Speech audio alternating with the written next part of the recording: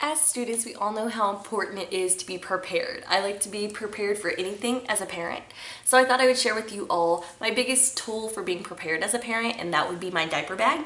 We're gonna start off with the obvious essentials. You're gonna need your bag. Then most of those bags come with a changing pad, and if it doesn't, I recommend getting one because you never know when you're gonna be without a changing table somewhere where you go. Obviously, we're gonna throw some diapers in there. I recommend 1 to 2 diapers per hour that you're planning on being out with your child. You might not use them all, but if you do end up using them all, then you'll be grateful that you had that many. You're gonna go with wipes, and Amy Smith recommends using a sealed package such as this as opposed to the plastic containers that come with your diaper bag. They look something like this, and that's because they dry out your wipes really bad. So it's best to use some sort of alternative. That way it won't be a waste of money for your wipes. A lot of people also recommend using a blanket, and I highly recommend using it not only in the winter but in the summer as well, for a nursing cover or for a sun cover if you go to the park or anything like that. There's some things that you might forget to put in your diaper bag that I would recommend, and that would be clothing for sure. You never know if you're gonna have a diaper leak or anything like that. I recommend more clothing for the younger ages because they tend to have bigger diaper leakage than an older child does. I also highly recommend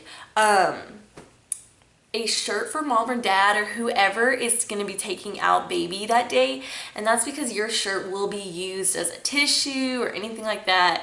And if you don't need it, great, but if you do need it, you're going to be grateful that you had that shirt in there. I recommend some diaper rash cream of some kind. Some people prefer to wait till they get home to apply it, but I like having it if I need it at that point. That way I don't have to rush back home. I also highly recommend some snacks and drinks, and not only for baby or for big sister, brother, whatever, but also for yourself. If you put one of these reusable water bottles in there, it'll help you remember to stay hydrated yourself. If you do get some snacks to put in there, I recommend not getting something like yogurt that's gonna go bad quickly. That way you don't have to remember to take them back out of the bag, because I've done that before. I also recommend some toys. It helps keep the older children especially preoccupied while you're in the store, if you're trying to have a conversation at a friend's house or something, and that comes in as a big lifesaver.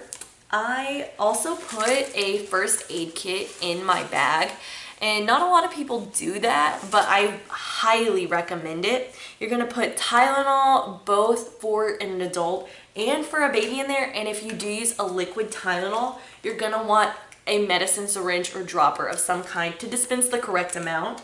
You're also gonna want a sunscreen or a sun hat. That way if you go out to the park or out and about, you don't have to worry about anybody getting burnt. I also recommend a chapstick because you're gonna need it.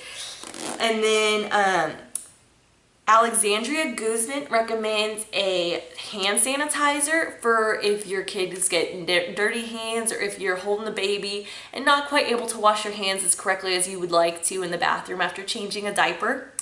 And Melissa Byers recommends putting all of your emergency information, such as extra contact numbers, allergies, or anything like that, on a card with your health insurance cards in your first aid kit. That way if any accidents do happen, broken bones, whatever, you're not in a rush to get back home to go get that information.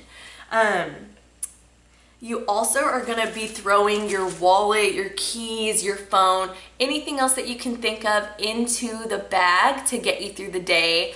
Hopefully that's helpful information. Thank you for watching.